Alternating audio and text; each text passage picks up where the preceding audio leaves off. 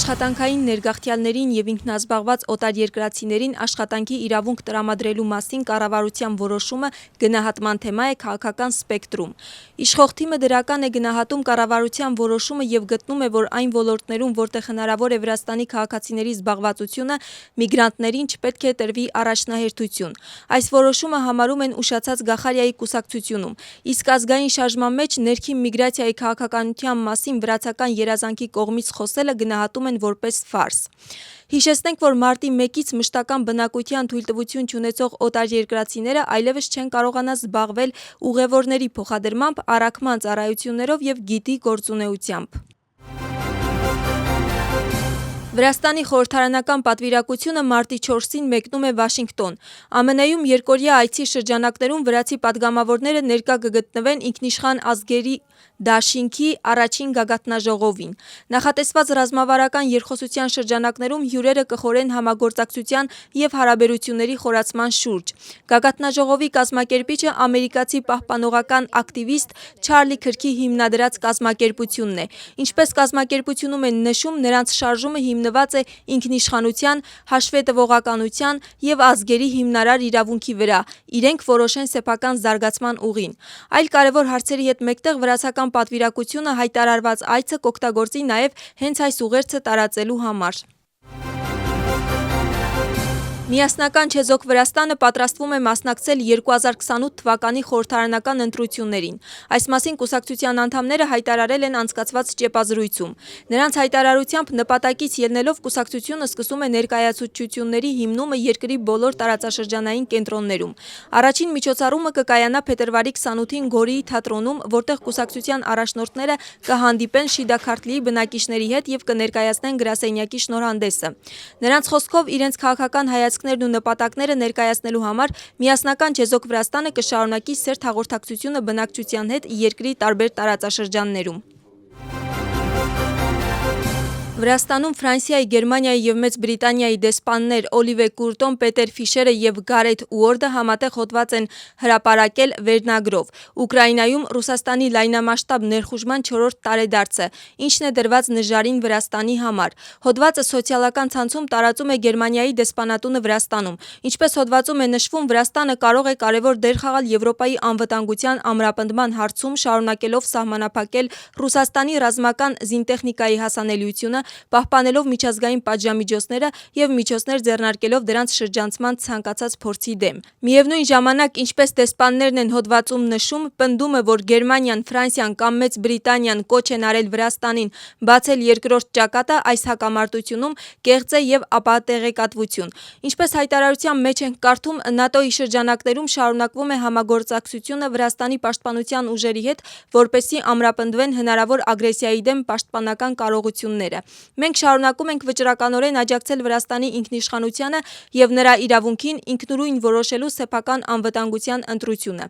Այս համատեքստում մենք շարունակում ենք համագործակցությունը Վրաստանի պաշտպանության ուժերի հետ ՆԱՏՕ-ի շրջանակներում, ամրապնդելու նրանց պաշտպանական կարողությունները եւ ներդրում ունենալու Հարավային Կովկասում եւ Եվրոպայում անվտանգության ապահովմանը։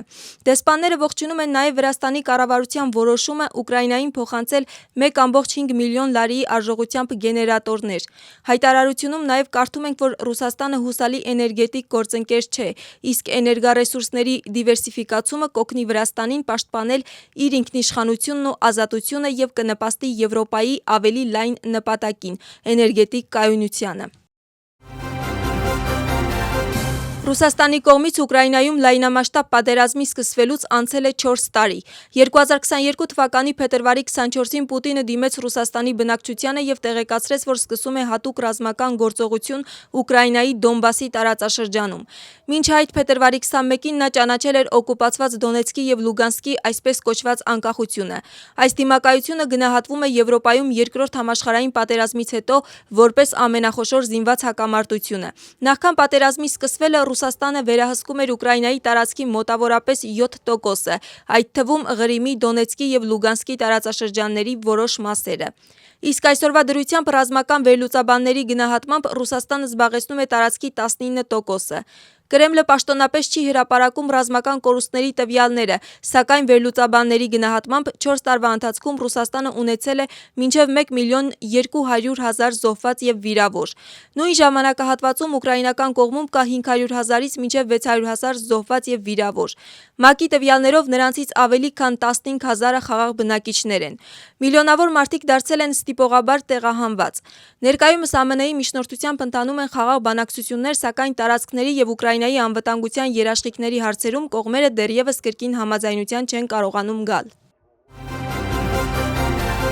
Ներքին գործերի նախարարության, կենտրոնական քրեական ոստիկանության, վարչության եւ ֆինանսների նախարարության եկամուտների ծառայության մաքսային վարչության աշխատակիցները կանխել են առանձնապես խոշոր չափերով թմրամիջոցների ապօրինի ներմուծումը Վրաստան։ Ոստիկանությունը սահմանային անցակեց Սարփիի տարածքում թմրանյութերի հետ կապված հանցագործության մեղադրանքով ձերբակալել է 1987 թվականին ծնված անձի։ Իրավապահները անձնական խուզարկության ժամանակ որպես իրեղեն ապացույց առգրավել են բուպրենորֆին պարունակող հաբեր։ Հանցագործությունը նախատեսում է մինչև 20 տարվա կամ ցմահ ազատազրկում։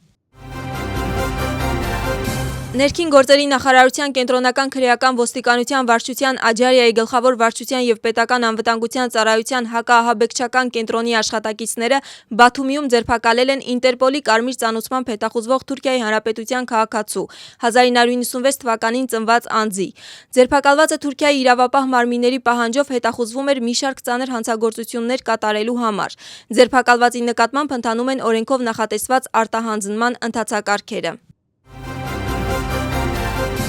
Կասպիի քաղաքապետարանի Խոլվե գյուղում ընթանում են Իվանե Ջավախիշվիլիի տուն-թանգարանի վերականգնման աշխատանքները։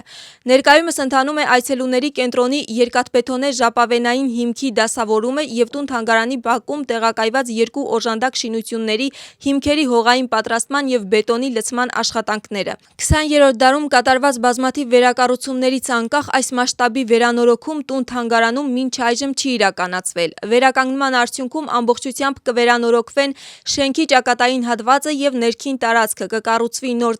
տանիք, կվերականգնվի արևելյան վթարային պատը, կվերականգնվի գինու մառանը եւ կստեղծվի այցելուների սպասարկման կենտրոն։ Տուն-թանգարանի տարածքը ամբողջությամբ կհարմարեցվի սահմանափակ կարողություն ունեցող անձանց համար։